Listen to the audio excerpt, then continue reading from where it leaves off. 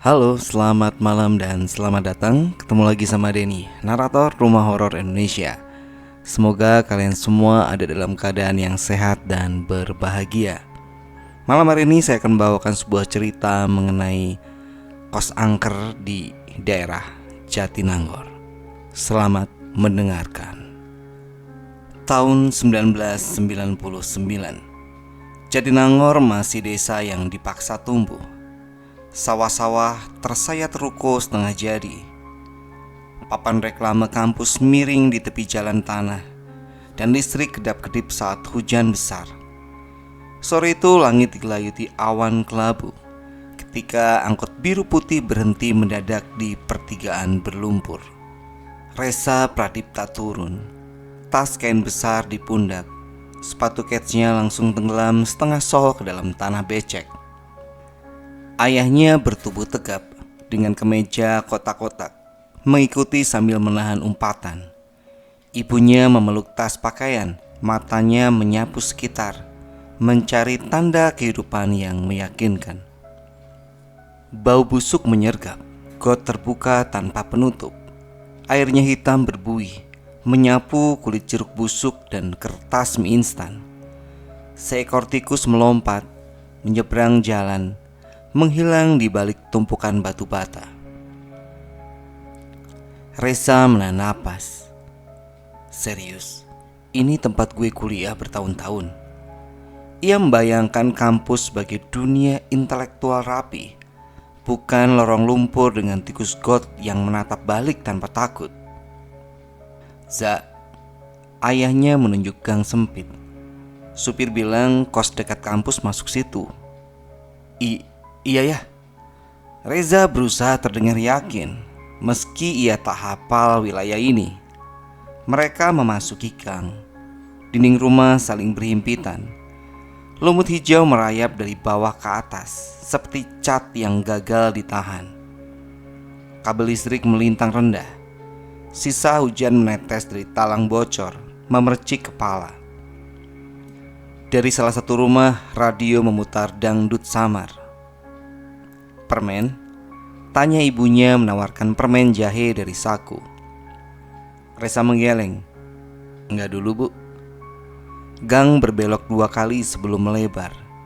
Di ujungnya berdiri rumah besar bercat putih kusam. Halamannya setengah diplester, setengah jalan. Papan kayu tergantung miring di gerbang. Kosan mahasiswa dengan huruf A terakhir nyaris copot. Ini dia, kata ayah. Reza memandang rumah itu. Tidak buruk, tidak bagus. Kosong. Itu yang terasa. Sunyi seperti rumah sakit setelah jam besuk. Pintu depan berderit. Lelaki tua berkepala hampir botak mengenakan kaos dalam dan sarung lusuh muncul sambil mengusap mata. Mau kos? Suaranya serak. Matanya kecil, tajam, seperti orang yang menilai karakter dalam 2 detik. Iya pak, jawab Reza. Masih ada kamar gak? Ada, belakang, pojok tuh, deket kamar mandi. Teleponnya nyambung kalau mau. Lelaki itu, Pak Darmo, mengarahkan tangan ke dalam. Mereka melewati ruang tamu dengan kursi rotan kosong, TV tabung kecil yang mati, dan kalender minyak goreng tertinggal 2 bulan. Udara lembab, bau kapur barus bercampur pakaian basah. Kamar depan penuh, jelas Pak Darmo. Yang belakang ini murah. Teleponnya dulu dipasang anak yang rajin nelpon ibunya. Udah lama kosong pak? Tanya ibu Reza. Pak Darmo berhenti sepersekian detik. Ya, 2 tahun. Penghuni terakhir gak betah, pulang mendadak. Matanya menghindar ke lantai. Sakit ya pak? Tanya Reza. Pak Darmo menggerakkan bahunya. Mungkin, gak jelas. Reza dan ayahnya saling pandang. Koridor belakang sempit. Bohlam kuning redup menggantung rendah. Serangga kecil mengitari cahaya. Lantai semen dingin. sebagian mengelupas. 3 pintu berjejer. Yang paling ujung menempel dinding luar dekat kamar mandi, dicat coklat tua dengan kunci besi tebal. Ceklek, pintu dibuka. Kamar kecil, hanya muat kasur busa tipis, lemari sempit dan rak. Dinding bercak kelembapan gelap. Di sudut atas, cat mengelupas membentuk pola seperti wajah menangis. Di dinding kiri, cermin tua terbingkai kayu tergantung. Kaca agak kebiruan, buram, dengan goresan kecil berbentuk inisial S di sudut bingkai. Telepon rumah abu-abu model putar tombol menempel di sampingnya. Kabel menjuntai, dililit lakban kuning mengering. Reza mengusap bingkai cermin. Ini inisial siapa, Pak? Anak lama, suka coret-coret, jawab Pak Darmo cepat. Cermin itu sudah dari dulu, jangan dilepas ya. Reza mengangguk, meski merasa aneh. Telepon menarik perhatiannya. Nyambung beneran, Pak? Kalau pulsa kantor belum habis, kata Pak Darmo. Pakai seperlunya, lain kadang error. Ayah menimbang. Ibu menelusuri dinding dengan ujung jari. Dingin, lembab. Dekat kampus ada telepon, air lancar, meski kamar mandi luar. Harga tahunan agak mahal, tapi mereka kelelahan mencari. Gimana ya? Tanya ayah pelan. Reza menarik napas. Selama cuma lembab, bisalah. Saya ambil, Pak. Pak Darmo mengangguk, menulis kwitansi. Reza menengok ke sudut langit-langit. Ada panel kayu kotak, pintu kecil menuju ruang antara plafon dan atap. Ia tidak memikirkannya lagi. Malam itu sebelum tidur, Reza memandang cermin. Pantulannya buram, seperti tertutup embun tipis. Mungkin kotor. Besok gue lap lah, pikirnya. Mencoba mengabaikan hawa dingin yang merayap di tulang.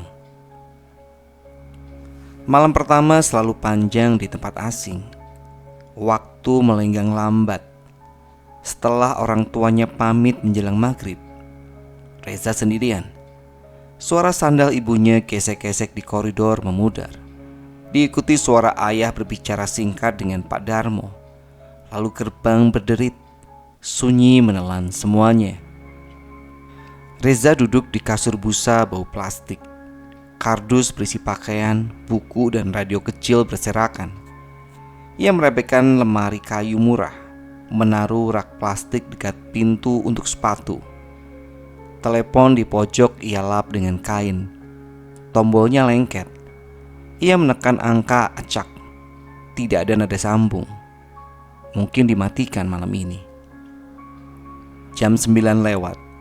Udara makin dingin. Dari kamar mandi sebelah, air menetes ritmis. Tik, tik, tik. Bau lembab bercampur deterjen murah. Reza mengenakan jaket tipis, tapi dingin menembus kain. Kenapa dinginnya beda ya? Bukan kayak hawa Bandung. Ini dingin lembab, kayak kain basah nempel di kulit. Bulu kuduknya berdiri. Ia mencoba tidur pukul 11. Lampu kamar dipadamkan. Hanya cahaya koridor menerobos salah pintu. Setiap suara terdengar berlipat. Tikus di plafon, air menetes, daun tertiup angin. Reza miring ke dinding. Matanya berat tapi tidak terpejam. Pukul 02.07. Reza terlelap. Berapa menit? Detik. Tiba-tiba ia sadar, tapi tak bisa bergerak. Dadanya tertimpa batu. Mungkin ini cuma sleep paralysis. Gue baca di buku biologi, otak bangun, badan enggak. Enggak ada hantu. Enggak ada. Tapi bau tanah menyergap seperti lumpur kuburan. Ia memaksa mata terbuka dan hampir berhenti bernapas. Seorang perempuan duduk menindih dadanya. Rambut panjang menjuntai, kusut menempel di wajah Reza. Kulitnya pucat kebiruan, seperti direndam air terlalu lama. Bau logam dan tanah basah menusuk hidung. Reza mencoba mengangkat tangan. Tidak bisa. Lidahnya membeku. Ayat kursi, doa tidur. Ya Allah, di saat kayak gini malah lupa. Perempuan itu menunduk lebih rendah. Rambut basah menyapu pipi. Reza mendengar nafas pelan, seperti ventilasi tersumbat. Teringat omongan teman SMA, kalau ketindihan balik bantalnya. Bodoh, tapi satu-satunya yang bisa ia coba. Dengan kekuatan tiba-tiba, Reza menggoyang kepala, meraih sudut bantal dan membalikannya. Beban di dada lenyap, langsung, seolah tersedot keluar. Ia terbatuk keras, napas mengalir deras. Ia tidak berani membuka mata lama-lama. Menarik selimut hingga menutupi kepala. Ia bertahan sampai azan subuh sayup terdengar. Pagi tiba. Cahaya pucat menembus jendela kecil. Reza bangun dengan kepala berat. Bekas dingin menempel di tulang. Ia memeriksa dadanya. Kosong. Kasur cekung di tempat ia tidur. Ia melirik cermin. Pantulannya tampak lebih pucat, seperti bukan wajahnya sendiri. Mungkin kaca kotor, pikirnya. Mencoba menenangkan diri, tapi bau tanah basah masih samar di udara. Sepanjang hari Reza sibuk ospek, baris berbaris, teriak yel-yel, lari keliling lapangan. Kelelahan membuat malam tadi seperti mimpi buruk biasa. Sleep paralysis. Cuma itu. Malu baru semalam udah ngeluh hantu. Ia memutuskan tidak menceritakannya. Sore hari ia kembali ke kos. Di ruang tengah beberapa penghuni nongkrong. Ada Bima yang tinggi dengan rambut cepak. Ada Seno yang perokok berat. Dan orang Palembang si Arman. TV tabung menayangkan sepak bola rekaman. Anak baru, sapa Bima. Lo kamar yang mana? Belakang, pojok, jawab Reza menaruh gelas teh di meja. Ketiganya saling lirik dengan gerakan cepat. Tapi Reza menangkapnya. Lo dengar apa-apa semalam? Tanya Reza hati-hati. Bima menggigit bibir lalu tertawa. Dengar sih, kayak orang nyanyi pelan. Tapi mungkin TV tetangga. Seno mendengus. Lo semua halu. Kamera aja gak bisa rekam hantu, apalagi mata lo. Reza menatap Bima. Nyanyi di kamar gue. Pembicaraan berpindah ke ospek dan harga makan. Tapi tatapan Bima seolah berkata, lo gak tahu apa yang lo masukin diri lo ke dalamnya. Malam kedua Reza tidur lebih cepat, jam 10. Karena kelelahan, ia menyalakan lampu meja 5 watt menghadap cermin. Entah kenapa, cahaya membuatnya merasa aman. Sekitar pukul 2, dingin merayap ke tulang. Reza terbangun, berbaring miring ke dinding. Punggung menghadap ruangan. Sunyi total. Ia memutar badan perlahan untuk mengecek jam. Gerakannya terhenti. Di depan cermin, perempuan berambut panjang berdiri. Punggung menghadap Reza. Rambutnya basah menetes. Bahunya kaku dan tangan terangkat setinggi dada, seolah merapikan rambut atau menghalangi cermin. Cahaya lampu memantul di rambut, kilau lengket seperti rumput laut. Reza tidak berani menatap langsung. Ia melirik pantulan cermin dan jantungnya membeku. Kepala perempuan itu miring terlalu jauh, seperti patah. Lebih mengerikan, pantulan Reza di cermin tersenyum tipis. padahal wajahnya kaku ketakutan. Ini kaca rusak. Pasti. Ia membalikkan badan menghadap dinding. Mulutnya komat kamit. Allahu Akbar. Astagfirullah. Ia menunggu. Napas panas di udara dingin. 1 menit, 5. Saat ia memberanikan diri menoleh, cermin kosong. Tapi di lantai ada noda air kecil dan di tengahnya helai rambut hitam berkilau. Reza tidak tidur lagi malam itu. Sejak penampakan di cermin, Reza trauma tidur sendirian. Ia menghabiskan malam di ruang tengah menonton TV atau pura-pura lembur di kamar Bima sampai lewat tengah malam. Kalau ke kamarnya hanya untuk ambil pakaian lalu keluar lagi. 3 hari kemudian, siang terik, kamar harusnya kering. Tapi saat Reza masuk, bau tanah basah menyergap. Di lantai bawah cermin ada segumpal rambut hitam basah bergelombang, seperti baru disisir dari bak mandi. Kerjaan siapa? Semua anak kos laki-laki, tak berambut panjang. Reza mengangkat rambut dengan ujung sapu. Mungkin tertiup angin dari kamar mandi. Tapi teringat ucapan ngawur Bima, kalau barang aneh jangan dibuang, simpen, biar dia tahu lo gak ngusir. Reza menusukkan paku ke dinding samping cermin, menggantung rambut itu. Nih, gue simpen, jangan ganggu ya. Keesokan harinya rambut lain muncul, terlilit di halaman buku catatan kuliahnya, seolah disisipkan. Ini gak mungkin angin. Ia memeriksa ventilasi, pipa, apa saja. Nihil. Rambut itu ia gantung di paku. Hari ketiga, rambut menempel di gagang pintu, basah seperti sengaja diletakkan. Reza mulai panik, tapi tetap menggantungnya. Seno masuk suatu hari dan melihat paku penuh rambut. Anjir, lu koleksi rambut?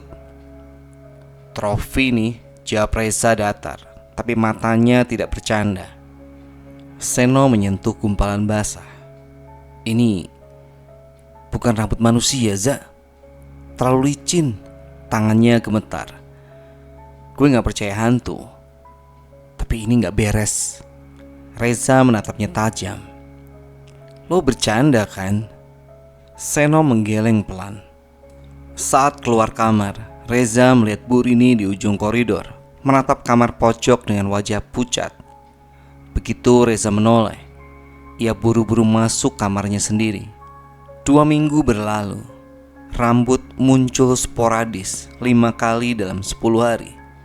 Selalu basah, selalu di tempat tak terduga. Lantai, buku, gagang pintu.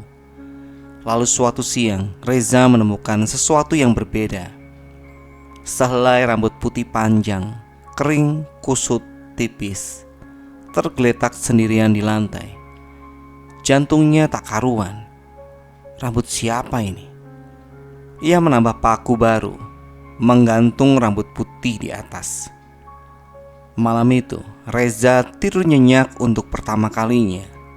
Tapi keesokan paginya, ia menemukan goresan kuku di sisi kasur. Panjang, dalam, seperti digoreskan dengan marah.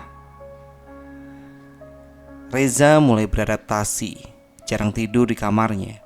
Lebih sering menumpang di kamar Bima atau teman yang lain. Anak-anak kos kadang bercanda, mengajak uji nyali di kamar pojok, tapi selalu batal sebelum jam 2. Mendekati ujian tengah semester, listrik kampus padam sebagian. Anak-anak kos berkumpul di ruang tengah. Obrolan melebar ke cerita horor lokal, jurik sawah, pocong gantung, kuntilanak jendela kelas. Jam menunjukkan hampir tengah malam. Arman menantang. Udahlah, gue tidur di kamar lo malam ini, biar tahu beneran apa enggak. Serius? Tanya Reza. Serius, lo ikut? Kalau sendirian takut juga gue. Arman tertawa. Mereka masuk ke kamar pojok. Lampu dimatikan. Hanya cahaya koridor rembes lewat celah pintu. Reza di kasur, Arman di tikar tipis dekat pintu. Pintu plafon di langit-langit tepat di atas ujung kaki Reza. Pukul 01.40. Reza masih terjaga. Arman mendengkur halus. Bau tanah basah belum terasa. Reza mulai berharap malam ini berlalu tanpa ada apa-apa. Pukul 2 kurang. Suara terdengar seperti duk, duk, duk dari atas plafon, mirip benda diseret. Reza menahan napas. Tikus, kucing. Suara beralih menjadi mirip bluk-bluk, seperti papan diketuk. Arman terbangun. "Za, lo denger?" "Diam dulu," bisik Reza. Duk. Kali ini lebih keras. Panel kayu kecil di plafon bergerak, seperti didorong dari atas. Arman duduk. "Apa itu, Za?" Suaranya parau. Panel terbuka sedikit. Celah gelap menganga. Udara dingin turun deras, membawa bau tanah basah bercampur sesuatu yang asam. Reza melirik cermin dan jantungnya membeku. Di pantulan bukan hanya kaki. Tubuh penuh perempuan itu berdiri di sudut kamar, menatap Reza dengan wajah tertutup rambut. Dari plafon, sepasang kaki perempuan menjuntai, hanya sampai lutut. Pucat, memar kebiruan, tumit kotor, kuku panjang menghitam. Kaki itu bergoyang pelan, ritmis, seperti orang duduk di tepian ranjang. Arman berteriak, "Za! Za!" Ia mendorong Reza keras. Panel plafon menutup sendiri. Mereka kabur, menabrak pintu, hampir jatuh di koridor. Bima yang masih bangun main kartu melihat wajah mereka pucat pasi. "Lo lihat apaan, men?" tanya Bima. "Ada kaki dari plafon, cewek goyang." Arman gemetar tak bisa melanjutkan. Reza duduk di lantai, keringat dingin. Jadi bukan cuma gue. Bukan mimpi ternyata. Bima menatap mereka, matanya serius. "Gue bilang juga, jangan main-main di kamar itu." "Lo tahu sesuatu, Bim?" tanya Reza. Bima menunduk. 2 tahun lalu gue dengar ketukan dari plafon itu. Gue pikir tikus, tapi baunya sama, tanah basah. Arman yang biasanya ramah hanya diam memeluk lutut. Keesokan harinya ia mulai membaca doa sebelum tidur, sesuatu yang tak pernah ia lakukan sebelumnya. Sejak malam di plafon, kamar pojok jadi gudang. Anak-anak sepakat Reza boleh tidur di kamar lain meski kontraknya belum habis. Pakaian, buku, barang ditaruh di lemari dan rak, pintu dikunci. Cermin tetap menggantung. Rambut-rambut dipaku, termasuk selai putih juga. Bulan berganti. Kuliah menyita waktu. Ketakutan memudar, tapi tidak hilang. Kadang Reza melewati koridor belakang dan merasakan hawa dingin dari celah pintu. Kadang telepon di ruang tengah berdering, tapi line kamar pojok, kata Pak Darmo, sudah diputus. Beberapa malam sebelumnya, Reza mendengar dering pendek dari kamarnya, tapi mengabaikannya sebagai gangguan lain. Kontrak hampir habis. Malam hujan gerimis. Reza membereskan kamar sebelum truk barang datang besok. Ia membawa kunci, masuk sendirian. Jam lewat pukul 11. Hawa lembab menampar wajah. Bau tanah basah menyembur kuat, lebih kuat dari sebelumnya. Reza menutup cermin dengan kain tua, berharap itu menghentikan gangguan. "Oke, gue cuma ambil barang, abis itu kelar," gumamnya tertawa gugup. Ia mengemas buku. Telepon abu-abu di pojok kabelnya terlepas dari jack. Udah gak nyambung pikirnya. 5 menit berlalu. Lalu anehnya nih, telepon berbunyi. Reza membeku. Kabelnya jelas terlepas. Dering kedua lebih nyaring, memantul di ruang kecil. Pak Darmo ngerjain? Ah, tidak mungkin. Dering ketiga entah kenapa Reza mengangkat gagang. Ya, halo? Suaranya retak, hening, lalu suara serak seperti dari saluran terendam air. Kamu masih di kamarku. Kain di cermin bergetar pelan. Reza menoleh ke plafon. Panel bergoyang, debu turun. Gugusan rambut basah jatuh ke lantai di depan cermin, bergerak seperti ada kepala di dalamnya. Reza menarik kain dari cermin. Di pantulan, perempuan itu berdiri di belakangnya. Rambut menutupi wajah, bau terguncang, seperti tertawa tanpa suara. Di luar, bau kemenyan samar menyelinap. Bu Rini membakar sesuatu di halaman belakang. Jerit Reza memecah malam di Jatinangor. Beberapa tahun kemudian Reza kembali ke Jatinangor untuk reuni. Kos itu masih berdiri. Cat baru, papan nama berubah. Kosan mahasiswa baru.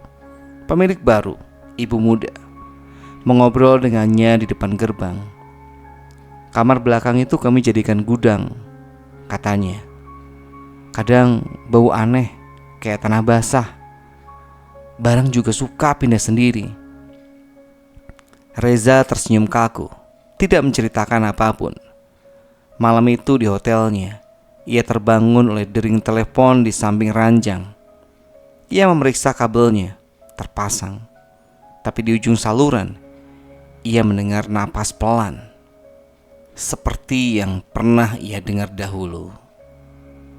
Keesokannya di pasar loak dekat kampus, ia melihat cermin tua dengan bingkai kayu dan inisial S di sudut. Ia berbalik dan berjalan cepat, tidak menoleh lagi.